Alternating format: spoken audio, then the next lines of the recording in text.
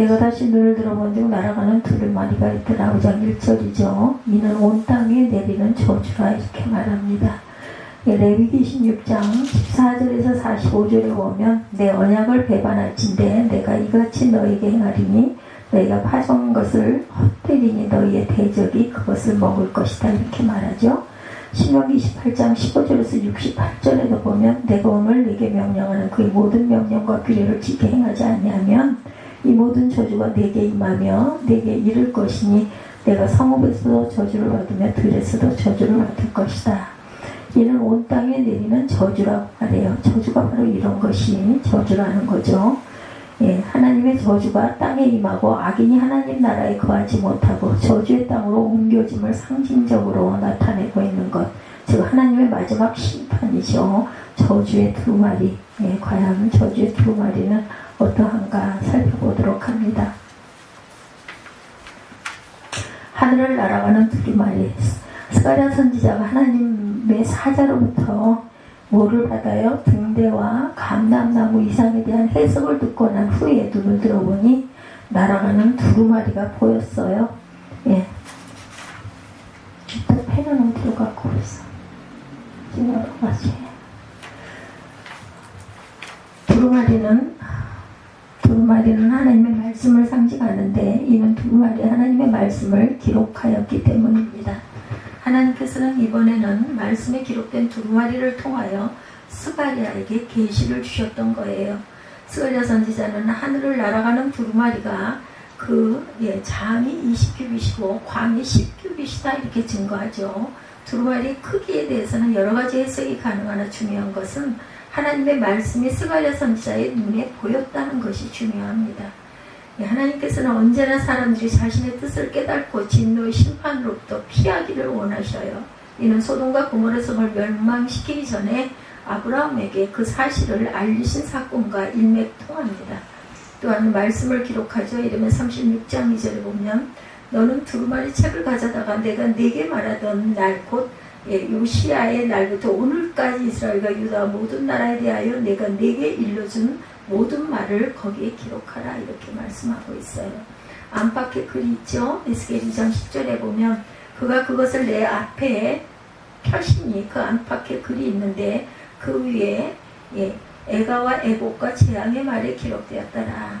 서판이라고 이사야 8장 1절에 야훼께서 내게 이르시되 너는 큰 서판을 가지고 그 위에 통용문자로 마헬 살랄 하스바스라 쓰라 이렇게 얘기하고 있습니다. 이사야 8장 1절에 온 주변에 두루 행하는 저주를 말씀하고 있죠. 4절 보면 만군의 여호와께서 이르시되 내가 이것을 보냈나니 도둑의 집에 들어가 내 이름을 가리켜 망령되에 맹세하는 자의 집에도 들어가 그의 집에 머무르며 그 집을 나무와 돌과 아울러 사르리라 하셨느니라 하니라.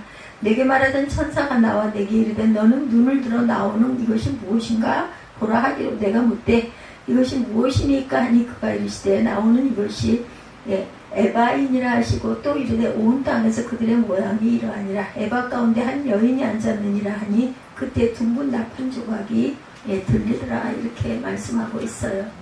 이 두루마리는 온 지면에 두루 행하는 저주의 말씀이라는 거죠. 두루마리의 의미.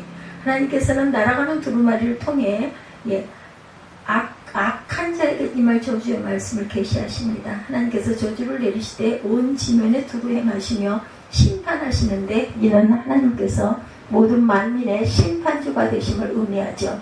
하나님의 구원과 함께 심판의 영역은 온 세계를 포함하고 있음을 성경은 증거하는데 하나님께 도우신 역사의 주관자가 되시기 때문이다. 악담하는 자가 받는 보응에 대해서 시편 109편 20절입니다. 이는 나의 대적들이 곧 내 영혼을 대적하여 악담하는 자들이 야훼께 받은 보응이다 이렇게 말하고 있어요. 악인의 집에 또한 저주가 임하죠. 잠언 3장 33절입니다. 악인의 집에는 야훼의 저주가 있거니와 악인의 집에는 복이 있느니라 라고 의인의 집에는 복이 있느니라 말씀합니다. 땅을 삼키는 저주가 내릴 것이다. 이사야 14장 6절. 그러므로 저주가 땅을 삼켰고 그 중에 사는 자들이 정죄함을 당하였고 땅의 주민이 불타서 남은 자가 적도다. 범죄자에게 임할 저주는 하나님의 저주의 두루마리로 인해서 도적질하는 자는 끊어지고 맹세하는 자도 그 말씀대로 끊어질 것이라 말씀해요. 여기서의 맹세는 거짓 맹세죠. 그런데 본문에 기록된 그 두 죄목만이 하나님의 저주의 대상이라는 뜻은 아니다. 두 죄목은 모든 악한 행위를 대표적으로 나타내고 있는 것일 뿐입니다. 하나님 말씀에 어긋난 모든 악행에 대해서 하나님께서 심판과 저주를 내리시겠다. 하나님의 저주의 말씀이 기록된 두루마리는 하나님의 공의의 심판을 상징하고 있는데 마지막 날에 있을 하나님의 영원한 심판을 예표합니다. 거짓 맹세자들, 스가랴 8장 17절이에요.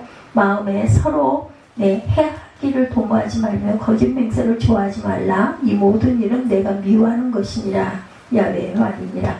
도둑과 짝하는 자들을 잠언 29장 24절에 도둑과 짝하는 자는 자기의 영혼을 미워하는 자라. 그는 저주를 들어도 진술하지 아니하느니라. 주의 이름을 욕되게 하죠. 잠언 30장 9절입니다.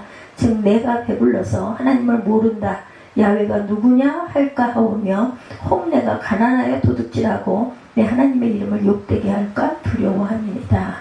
이렇게 하지 말아야 되겠죠. 그래서 항상 부하게도 가난하게도 하지 마십시오 하고 우리 기도했어요. 악인을 사르는 두루마리입니다. 하나님께서는 스가랴 선지자가 본 하늘을 나르는 저주의 두루마리를 하나님께서 말하셨고 그 저주가 악자의 집에 머무른다는 예언의 말씀은 하나님의 심판이 항상 그 집에 머무르며 저주로 행할 것이라는 경고입니다. 하나님께서는 악인의 행위를 언제나 감찰하시고 그 행사를 심판하신다. 하나님께서 바라신 저주의 말씀은 악인의 집에 머무르며 그 집을 그 나무와 그 돌을 아울러 살을 것이라고 증거합니다. 하나님의 저주의 말씀은 심판의 불로 모든 죄악을 제거하는 불과 같은 역할을 하는 것이다. 성경에서는 하나님이 악인에게 행하시는 심판을 불로 태우는 것으로 표현하는데 이는 완전히 소멸됨을 상징적으로 나타내고 있습니다. 하나님의 행하실 마지막 심판도 영원히 꺼지지 아니할 불못으로 악인을 던지심으로 나타날 것이다. 하나님의 불이 사릅니다. 욥기 10장 26절에 큰 어둠이 그를 위하여 예비되어 있고 사람이 피우지 않은 불이 그를 멸하며 그 장막에 남은 것을 해치리라. 행위대로 또한 보응하시죠. 이사야 3장 11절에 악인에는 화가 있으리니 이는 그의 손으로 행한 대로 그가 보응을 받을 것이니라. 그래서 악을 상징하는 여인의 환상이 보이죠. 내가 못해 이것이 무엇입니까? 니 그가 이르되 나오는 이 모든 것이 에바이니라 하시고 또 이르되 온 땅에서 그들의 모양이라 하니라. 이 에바 가운데 한 여인이 앉았느니라 하니 그때 둥근 납 한 조각이 들리더라. 그가 이르되 이는 악이라 하고 그 여인을 에바 속으로 던져놓고 납 조각을 에바 아기 위에 던져 덮더라. 또 내가 눈을 들어본 즉 두 여인이 나오는데 학의 날개 같은 날개가 있고 그 날개에 바람이 있더라. 그들이 그 에바를 천지 사이에 들었기로 내가 내게 말하는 천사에게 묻되 그들의 에바를 어디로 옮겨가니까 하니 그가 내게 이르되 그들이 신할 땅으로 가서 이것을 위하여 집을 지으려 함이니이다. 준공되면 이것이 제 처소에 머물게 되리라 하더라. 이렇게 말씀하고 있어요. 하나님이 악인에게 행하는 심판은 불로 태우는 것으로 표현되는데 이는 완전히 소멸됨을 상징적으로 나타내고 있다. 하나님께서 바라신 저주의 말씀은 악인의 집에 머무르면서 그 집을 그 나무와 그 돌을 아울러 살릴 것이라고 본문이 증거하죠. 이 저주의 말씀은 심판의 불로 모든 죄악을 제거하는 불과 같은 역할을 한다. 하나님의 행하신 마지막 심판도 영원히 꺼지지 아니한 불못으로 악인을 던지심이라는 것.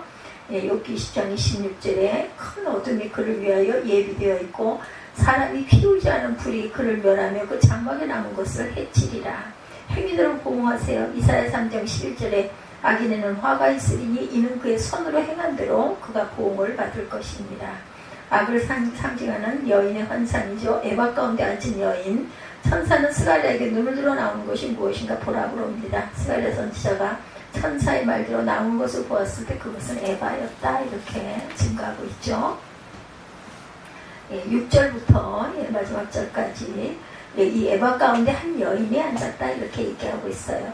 스가랴가 눈을 들어 나오는 것이 무엇인가 봐라. 그것은 에바였고 스가랴 이상 중에 본 에바 가운데는 한 여인이 앉아 있었다. 7절에 보면 이 에바 가운데 한 여인이 앉았느니라니 그때 둥근 납판 조각이 들리더라. 그가 이르되 이는 악이라 하고 그 여인을 에바 속으로 던져놓고 납조각을 에바 아기 위에 던져 덮더라. 이렇게 말씀하고 있습니다. 8절이죠.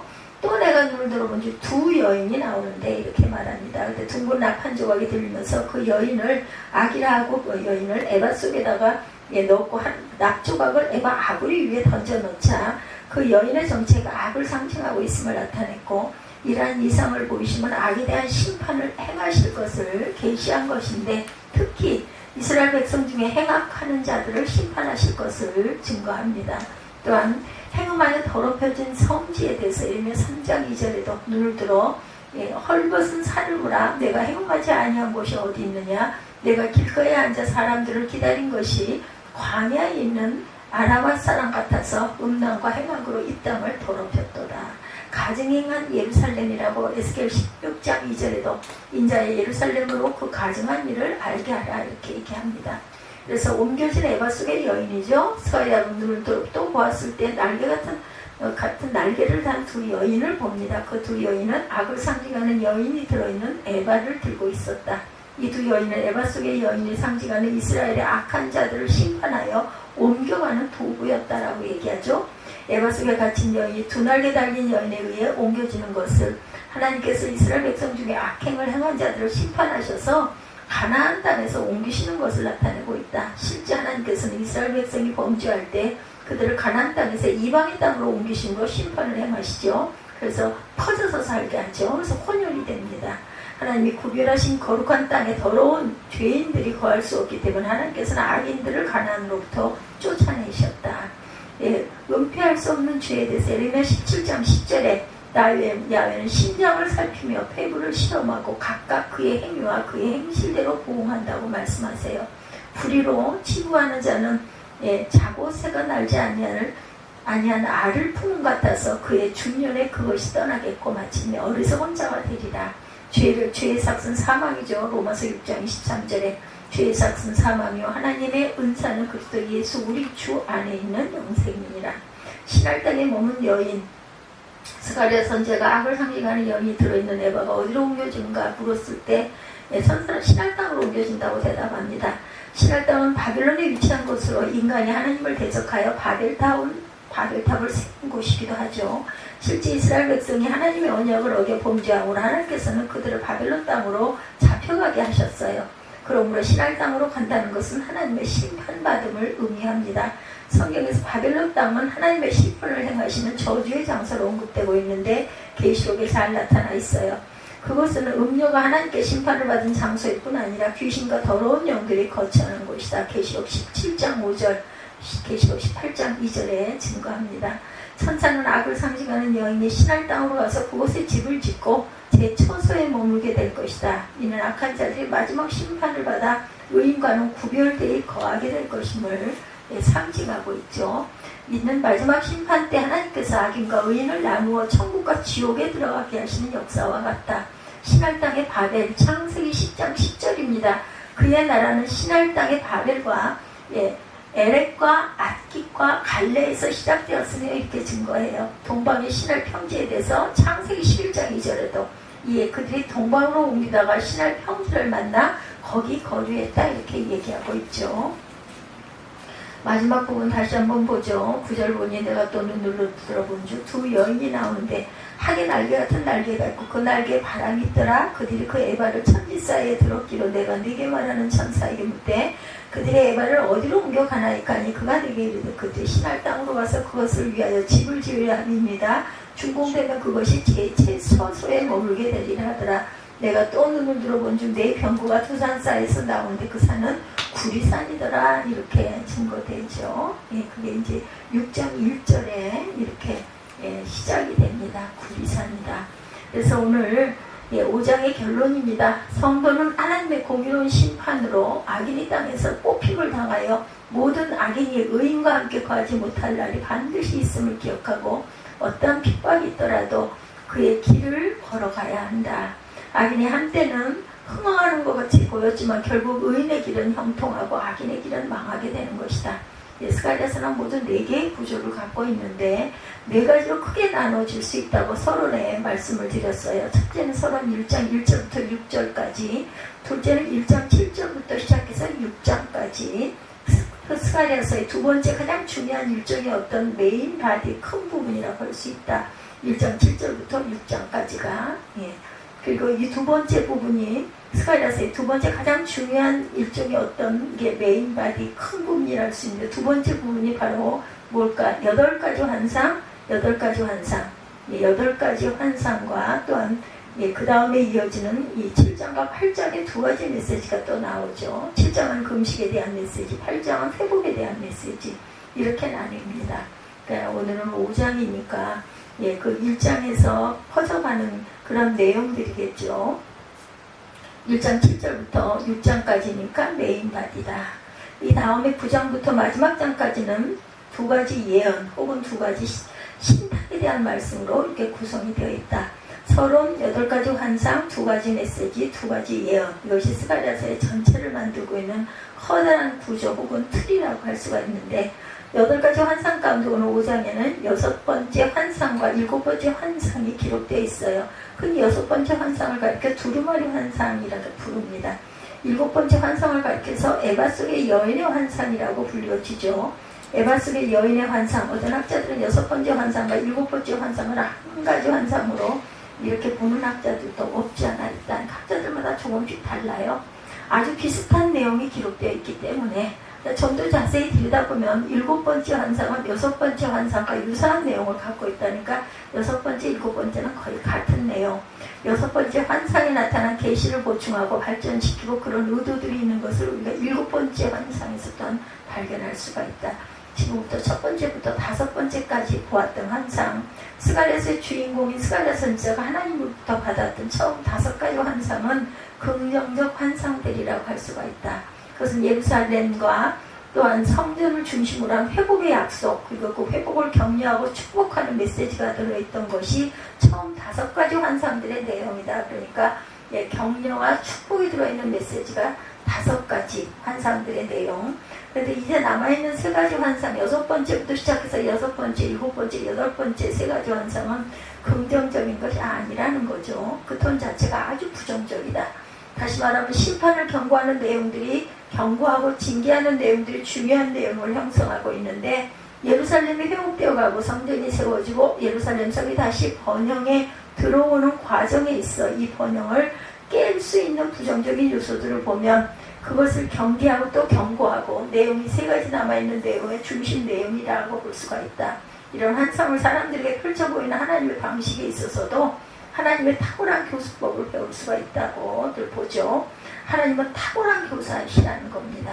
그분은 먼저 긍정적인 것들을 말씀하세요. 격려하고 축복하고 약속하고 이것을 먼저 하고 다음에 잘못된 것을 경계하시고 바로잡도록 책망하시는 모습을 볼 수가 있다. 만약 우리가 부모로부터 자녀를 기를 때 하나님에게서 이러한 교육적 방식을 배울 수가 있다면 우리의 자녀 교육이 더 효율적이지 않을까. 자식들에게 야단을 치기에 앞서 먼저 무엇부터 해야 할까? 먼저 칭찬해주고 격려해주고 축복도 해줘야 된다는 거죠. 이거는 사람 관계에서도 마찬가지입니다. 너는 참 귀한 아들이다. 내 하나님이 너무너무 좋은 장점을 많이 너에게 주셨어. 근데 이런 것들을 좀 이렇게 고쳐보면 어떨까? 칭찬해주고 그리고 나서 이건 좀 이런 거예요. 이렇게 좀 해보면 어떨까? 말 안 듣는 배우자도 마찬가지입니다. 다독거려주고 칭찬해주고 속이 뒤집어져도 그죠? 그걸 참을 줄 알아야 합니다. 근데 처음 시작하자마자 너 이래가지고 어디 뭐 하겠니? 이렇게 말했다가는 싸움만 나죠. 이 커뮤니케이션을 위한 상황이 긍정적 상황이 설정되어 있지 않다면 어떤 종류의 가르침도 충고도 효율적일 수가 없다. 충고와 교정을 받아들일 수 있는 마음밭을 먼저 만든다는 것이 매우 중요합니다. 그리고 이 사람이 내 옆에 꼭 있어야 되겠구나 이런 믿음, 이런 마음이 들도록 계속해서 북돋아주고 그러면서 조금씩 방향을 이렇게 수정해 줘야 되겠죠. 사람을 잘 이끌고 갈 줄 아는 것도 지혜입니다. 이런 마음밭을 만드는 요소들이 칭찬하고 격려하고 축복하는 것들이다. 우리 만날 때마다 늘 먼저 칭찬해주고 서로 격려해주고 축복해주고 그 다음에 서로 잘못된 것을 교정할 수 있도록 같이 마음을 열고 대화하는 커뮤니케이션의 방식, 이것이 하나님의 방식이라는 것입니다. 지금까지 5가지 환상을 보았던 5가지 형상들, 아주 따뜻한 환상들이었어요. 아주 희망적이고 그리고 긍정적인 내용의 환상들이 그 중심 내용을 이루고 있는데, 이어서 이제 그러나 그 가운데 우리가 조심해야 할 경계와 경고의 메시지가 주어지죠. 이것을 우리에게 주기 위한, 전달하기 위한 도구로 하나님은 지금 남아있는 3가지 환상을 사용하고 계세요. 5장에 나타난 첫 번째 환상 1절부터 4절까지, 이것은 두루마리의 환상이라고 부른다고 아까 말씀드렸어요. 1절, 내가 눈을 들어본 중 날아가는 두루마리가 보이더라 하죠. 이제 그가 내게 묻되 내가 무엇을 보느냐 하기로 내가 대답하되 나아가는 두루마리를 보나이다. 그 장이 20규빗이요 광이 10규빗입니다. 3절에 그가 내게 이르되 이는 온 지면에 두고 행하는 저주라. 무릇 도적질하는 자는 그 이편 글대로 끊쳐지고 무릇 맹세하는 자는 저편 글대로 끊쳐지리라. 4절에 만군의 야훼께서 가라사대 내가 이것을 바라였나니 도적의 집에는 들어가며 내 이름을 가리켜 망령되 행사하는 자의 집에도 들어가 그 집에 머무르며 그 집을 그 나무와 그 돌을 아울러 사르리라 하셨느니라. 이것이 도대체 무슨 얘기인가? 이 환상의 중심은, 환상의 주체는 어떤 두루마리였어요. 스가랴가 두루마리의 환상을 보았고, 두루마리는 아마 파피루스로 불려오지는 형태의 책이었다. 종이겠죠. 또한 고대는 이 책을 만들 2가지 방식으로 쓰여져, 하나는 대나무 껍질을 벗겨서 종이로 만들어 그 위에다가 숲 같은 것으로 글씨를 쓰는 거, 이걸 코덱스다 이렇게 부른다고 합니다. 코덱스. 그러나 또 하나는 양피지, 양 가죽을 가지고 양의 가죽을 깎고 그 위에다 글씨를 써요. 그리고 나중에 맨 두 끝에 다는 나무를 겁니다. 이것이 바로 그 두루마리를 만드는 것이다. 오늘 본문에 나타난 두루마리는 그 두루마리인 것 같아요. 양피지에다 글씨를 쓴 거. 대부분의 구약 성경의 메시지는 이와 같은 형태의 두루마리에 글자가 쓰여져 있던 거죠. 스가랴 선지자가 보았던 이 두루마리는 아주 굉장히 큰 두루마리였다. 저도 이게 하늘에서 내려오는 걸, 그런 환상을 보았습니다. 아주 규모가 큰 두루마리, 끝도 안 보일 정도로 하늘 꼭대기가 끝도 안 보여요. 그 계속해서 내려왔죠. 여기 2절에 보면 장이 얼마라고 그래요? 20규빗이라고 그랬어요. 그 다음에 광이 10규빗. 그러니까 장이니까 길이겠죠. 그 세부라고 그래도 상관이 없을 텐데 20규빗, 그 다음에 넓이는 10규빗. 일반적으로 한 규빗을 구약시대 사람들은 정확하게 계산했던 것이 아니고 그냥 손끝에서부터 팔꿈치까지 한 규빗으로 보았고, 그래서 그냥 얼른 생각하면 45cm 정도다 이렇게 증가하고 있더라고요. 그것이 한 규빗이라고 생각하는데요. 그런데 그것이 20규빗이다 그러면 굉장히 크죠. 10m는 조금 안 될 거예요. 그 다음에 그 넓이가 10규빗, 그렇게 약 5m 조금 안 되는 길이의 것이 쭉 내려왔다. 그것이 바로 10m 정도. 피터로는 30피터에다가 15피터 그 정도 되는 거, 그러면 상당히 크죠. 또한 책으로는 어마어마하게 큰 규모의 책입니다. 근데 우연의 일치일지는 몰라도 이것이 바로 뭐냐면, 성소 안에 들어가면 이스라엘 백성들이 하나님을 예배하고 제사하기 위해서 들어가는 성소에 현관을 통과하게 되는데 그 현관의 사이즈하고 일치한다고 합니다. 우연은 아닌 것 같아요. 성소 현관의 사이즈가 바로 30피터, 15피터, 그러니까 10m, 5m 정도였다고 하네요. 옛날 제사장들은 바로 거기에서 하나님의 율법, 하나님의 말씀을 읽는 일을 했다고 합니다. 그러니까 이것은 하나님의 성전을 상징하고 있는 성전과 관련되어 있는 어떤 메시지를 주고자 하는 내용이 아니겠는가, 그렇게 우리가 생각하죠. 근데 이 두루마리 책에 쓰여져 있는 내용은 아주 부정적인 것, 그러니까 좋은 내용이 아니었어요. 일반적으로 성경 말씀 그러면 말씀은 우리를 구원하게 하는 말씀, 생명을 얻게 하는 말씀, 축복의 말씀, 그런 측면을 갖고 있는데, 성경 말씀은 또 하나의 기능이 있죠. 이 말씀을 거절하고 말씀을 받아들이지 않는 사람들에게 똑같은 생명의 말씀이 사망의 말씀이 되고 심판의 말씀이 되고 저주의 말씀이 된다는 것을 우리가 절대 잊어버리면 안 되겠다. 이것이 하나님의 말씀의 이중성입니다. 보통 이렇게 말하죠. 말씀의 이중성이다. 여기서 후자의 측면, 심판의 측면을 강조하고 있습니다. 이미 말씀대로, 약속의 말씀대로 이스라엘 백성들이 누리게 될 축복에 대한 메시지는 이미 5가지 환상을 통해서 전달을 했어요. 이제는 이 메시지를 제대로 받아들이지 못하는 사람들에 대한 경고와 또한 경고로 심판의 메시지를 주고자 하는 의도로 지금 두루마리가 보여준다는 것, 근데 두루마리가 가만히 있는 두루마리가 아니라 어떻게 된 두루마리예요? 2절에 보면 눈에 보였는데 큰 책이 보였는데 어마어마한 큰 책, 그 책이 어떤 책이라고 날아다니고 있습니다. 그러니까 딱 보면 괴물 같아요. 이것은 그 말씀의 어떤 활동성을 상징해주고 있는 표현인 것 같죠. 우리가 신약 성경에 보시면 말씀의 성격을 부정할 때 하나님의 말씀은 어떻게 해요? 살아있고 운동력이 있다 이렇게 말씀하죠. 그런 표현을 우리에게 연상시키는 부분이라고 할 수가 있습니다. 말씀은 살아있다. 이 말씀을 통해서 사람들이 구원을 얻기도 하고 말씀을 통해서 사람들이 심판을 얻기도 한다. 이제 이 말씀이 심판의 기능을 발휘하기 위해서 막 날아다니고 있다는 거예요. 그런데 그것이 그 사이즈가 바로 이 두루마리 책의 사이즈가 성소에 들어가는 입구의 현관의 사이즈와 정확하게 일치한다. 어떤 메시지가 있겠죠. 학자들이 여러 가지 후견을 추정을 합니다. 가장 많은 보편적인 학자들의 견해 가운데 하나는 이 하나님의 말씀을 통한 심판이 하나님의 집에서부터 시작되는 것이다 라고 이렇게 해석을 하고 있습니다. 하나님의 심판의 중요한 원리 가운데 하나는 하나님의 세상을 심판하기 전에 반드시 심판을 자기 집에서부터 시작한다. 그의 집이 깨끗하지 않을 때 하나님은 세상을 심판할 근거를 상실하십니다. 그래서 하나님은 먼저 그 집이 하나님의 백성이 성결하기를 원하신다. 그래서 백성들 가운데 있는 죄악을 지적하시고 그것을 제거하시고 심판하심으로 말미암아 온 세상을 심판할 수 있는 근거를 만들고 계신다는 사건이라고 보여진다. 이런 원리는 성경에 아주 일관성 있게 강조되고 있는 원리라고 할 수가 있는데 신약에서 베드로전서 4장 17절에 보면 4장 17절에 한번 찾아보도록 합니다. 하나님의 집에서 심판을 시작할 때가 되었나니 만일 우리에게 먼저 하면 하나님의 복음을 순종치 아니하는 자들의 마지막이 어떠하면 이렇게 말씀하세요. 복음을 순종하지 아니하는 자들의 마지막에 하나님은 마지막 심판을 예비하고 계신다.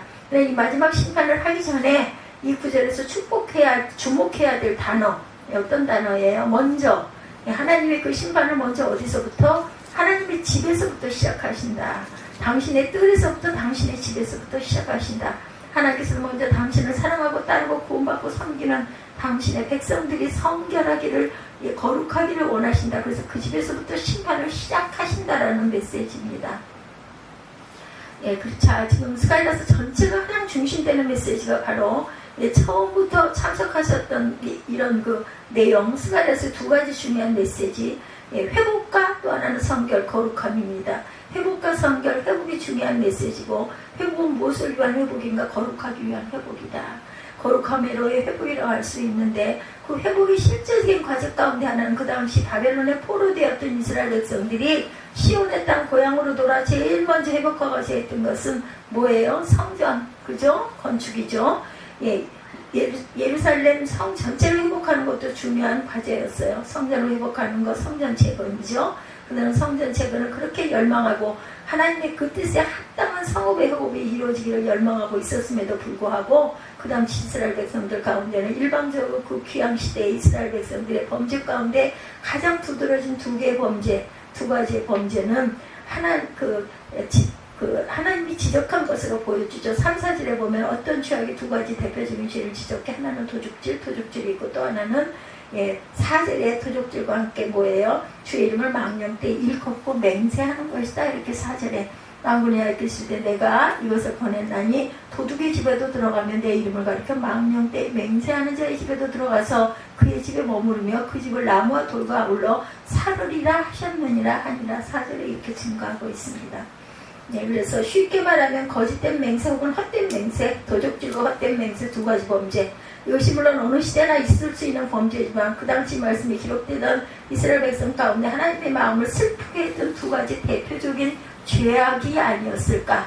우선 멀리 갔다가 이제 돌아왔으니 당장 그들이 고향에 돌아와 제일 필요한 당면 과제 생존이었겠죠. 거기서 잘 생존하고 사는 것, 경제적인 문제였을 겁니다. 생존이 힘들었을 거예요. 고향에 온다는 것을 부푼 꿈이었지만 고향에 갔다 오면 어떻게 돼요? 참 얼마나 마음이 좋긴 하지만 그런데 돌아갈 때 또한 힘들지요. 아마 이스라엘 백성들이 고향에 대한 꿈, 시온에 대한 꿈을 가지고 돌아왔지만 돌아와서 보니 말이 아니었겠죠. 환경이. 예루살렘 아주 황폐한 도성, 모든 것이 부서지고 없어진 황무한 땅입니다. 생존 자체가 불가능했을 것이다. 그래도 우선 생존하고 봐야 된다는 것이 당면 과제였고, 생존하기 위해서는 수단과 방법을 가리지 않고 땅에서 생존하다 보니 뭐예요? 도적질 같은 것이 아주 성행했을 것이다. 여기서 꼭 한 가지 종류의 남은 물건을 진짜 훔치는 도적질도 많았을 것이라 생각되지만, 도적질뿐만 아니라 살기 위해서 남의 돈을 구워가서 갚지 않는다든지 이런 것들도 하나의 도적질이다. 정당하지 않은 방법으로 돈을 모으는 것도 일종의 도적질이다. 이런 것들이 그 땅에 성행했다. 그런데 또 하나는 시온의 땅에 돌아오면서 그들은 하나님에 대한 부푼 마음속에 기대가 있었고 신앙의 고백이 있었을 것인데, 우리가 먼저 그것을 먼저 회복해야겠다. 다시 일어서겠습니다. 하나님 사랑합니다. 주를 위해 살겠습니다. 헌신하겠습니다. 열심히 그들은 주를 향한 충성과 사랑을 고백하면서도 실상은 성전을 지으려면 뭐부터 해야 돼요? 사실은 돈이 있어야 되는데 성전 지을 돈이 없었다는 거죠. 이런 일 가운데 하나님 앞에 헌신한다고 말을 하면서도 실제 헌신을 하지 못하고 있었다.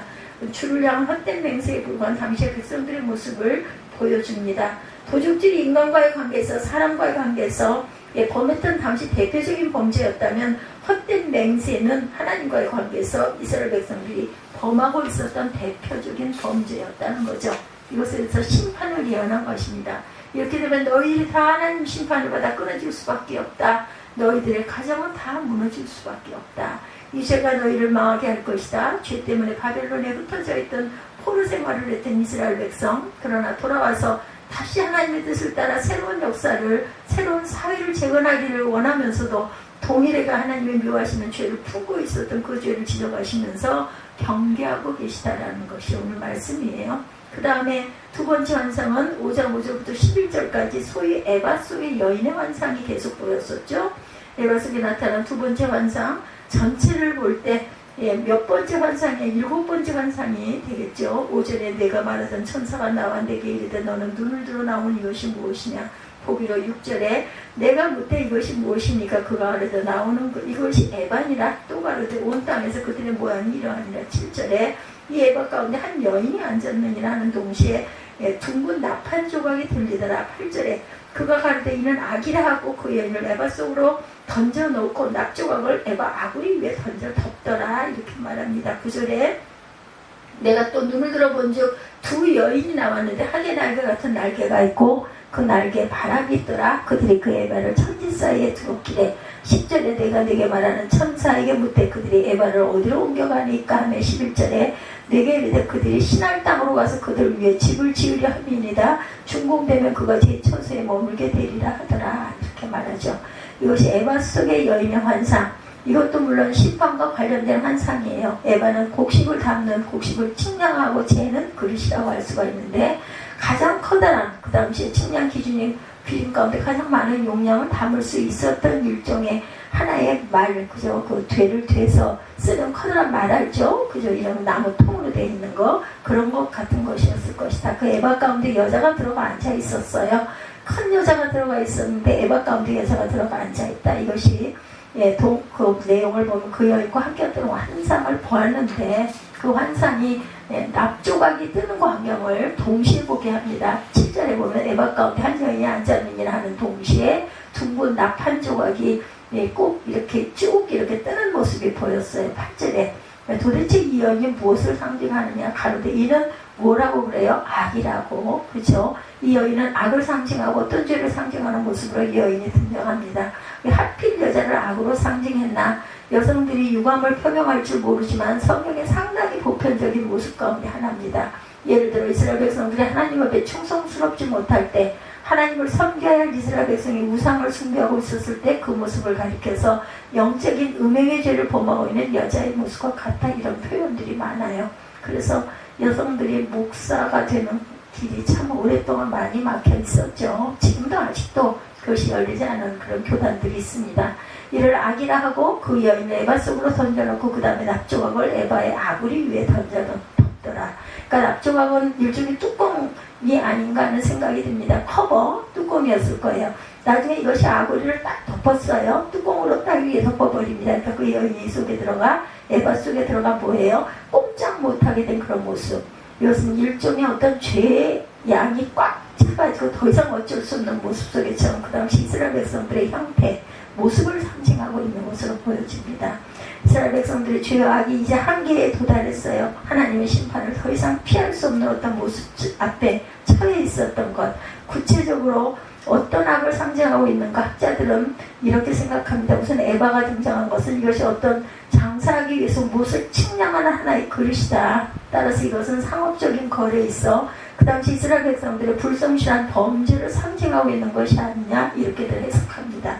예를 들어 돈을 구워놓고 갚지 않아, 돈을 구워놓고 갚지 않아서 이것도 일종의 도적질, 이미 말한 도적질의 형태와 함께 그 당시 이스라엘 백성이 보편적으로 범하고 있던 죄를 상징하기 위해서 하나님이 에바를 등장시킨 것이라고 생각을 합니다. 또 여인을 등장시킨 것은 그 당시 이스라엘 백성들이 우상을 숨길 필요가 있었을 때, 우상을 운반할 필요가 있었을 때, 작은 부처 같은 거, 뭐 절에 가면 있잖아요, 불상 같은 거, 이렇게 어디를 옮겨갈 때는 어디다 넣어가지고 가야 되는데 크면 안 되니까 작은 걸 만들어가지고 우상스럽게 만들어서 옮겼다. 이런 보면은, 예, 무엇을 여는지 모르지만 예술의 전당 안에 다윗의 고대 전시회가 열리고 있었을 때가 있었는데 거기에 가보면 그 당시 가나안 땅에 유행했던 우상 같은 것들을 전시해 놓기도 했다고 그래요. 조그만하게 형태를 만들어서 천주교에도 가면 뭐 그런 거 있잖아요. 조형물들, 조그만 우상들, 아주 작은 형태의 우상, 도장곽 속에 들어가는 그런 작은 우상들을 전시해 놓기도 했다고 합니다. 예. 성경의 그 기록의 역사적 사실성을 확인해 볼 수 있는 좋은 전시회이기도 했다고 그러죠. 저는 가본 적이 없습니다. 그 당시 종종 이런 에바 박스 안에다가 우상을 옮기는 수단을 사용했다는 겁니다. 그래서 이 여인은 어떤 우상 숭배 범죄를 상징하는 모습이라고 할 수가 있다. 이스라엘 백성들이 어떤 경제적인 범죄와 함께 동시에 우상 숭배 범죄, 근데 그 당시 대표적인 우상은 어떤 우상이에요? 그것은 어떤 여인의 형상으로 상징화된 실제 어떤 우상신을 의미할 가능성도 없지 않아 있었다는 거네요. 하나님은 제대로 섬기기 위해서 시온의 땅에 돌아오면서 생전에 발버둥 치다 보니 돈에 대한 욕심, 물질에 대한 욕심이 그 당시 이스라엘 백성을 지배하고 있었던 가장 강렬한 우상의 신이었다고 할 수 있겠죠. 예, 그 인간 사람들 모두가 다 이런 의미를 갖고 있었다. 우리도 마찬가지죠.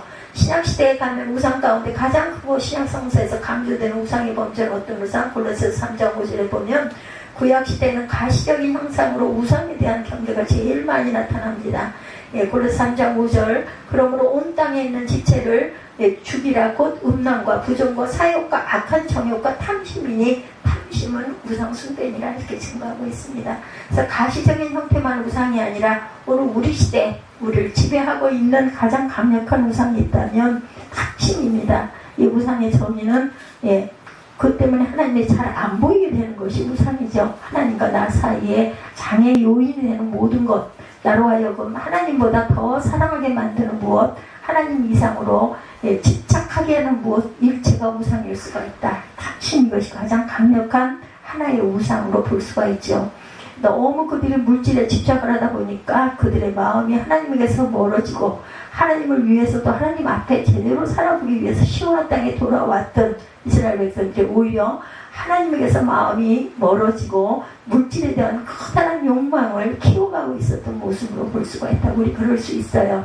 나중에 보면 다른 선지자들이 지적된 범죄 가운데 하나가 하나님을 향한 물질적 헌신을 제대로 못하는 모습이 하나님이 책망하고 있는 모습을 볼 수가 있습니다. 스가랴 다음에 나오는 책 있죠. 예, 스가랴 다음에, 예, 말라기 한번 보면 말라기 3장에 보면, 예, 말씀하고 있습니다. 8~9절에 사람이 어찌 하나님의 것을 도적질하겠느냐, 그러나 너희는 나의 것을 도적질하고도 말하기를 우리가 어떻게 주의 것을 도적질하였니까, 또다 이는 곧 11조와 헌물이라 말씀합니다. 9절에도 너희 곧 온 나라가 나의 것을 도적질하였으므로 너희가 저주를 받았느니라, 이렇게 말씀하세요. 예, 스가랴 선지자도 또 스가랴 선지자를 통해 하나님이 강조하고 싶은 도적질은 하나님 앞에서의 영적인 도적질, 즉 물질에 대한, 예, 집착으로 말미암아 당연히 하나님을 섬기지 못하고 있었던 이스라엘 백성들의 모습을 지적하고 있죠. 스가랴 5장에 돌아오면 다시 경고가 9절에 보면 내가 또 눈을 들어본 즉 두 여인이 등장하죠. 하계 날개 같은 날개가 달려있는데 날개 바람이 있더라 말합니다. 재빠른 어떤 동작을 나타내고 있는데 하나님의 천사들이 아니겠는가. 심판을 수행하기 위한 하나님의 천사들의 모습, 그들이 10절에 보면 내가 네게 말하는 천사에게 못해 그들의 발을 어디로 옮겨가니까 그를 옮겨가고 있어요. 어디로 옮겨갑니다. 죄악을 상징하는 에발로 옮겨가요. 11절 마지막 절에 보면 네게 알기를 그들이 신할 땅으로 가서 그를 위하여 집을 지으려 함이라. 중공되면 그가 제 처소에 머물게 되리라 하더라. 이 에발을 어디로 옮겨가요? 신할 땅으로 옮겨가는데 신할 땅이 어디냐면 바벨론이야. 바벨론입니다. 이것이 어떤 의미를 갖는가? 성경학자들의 해석이 여기서 두 가지로 갈라지는데 하나를 과거적인 해석을 하시는 분들이 있고 미래적인 해석을 하는 사람들이 있습니다.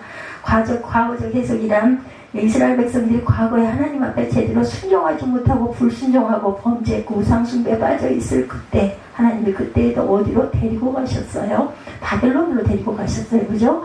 북방 이스라엘은 어디로? 아수르로, 또 남쪽 유다는 어디로? 바벨론이나 토로로 잡혀갔죠. 과거의 역사적 사실을 확인시켜 주시면서 너희들이 순종하지 않으면 그와 같은 현상이 또 한 번 일어날 것이다. 바로 이런 경고입니다.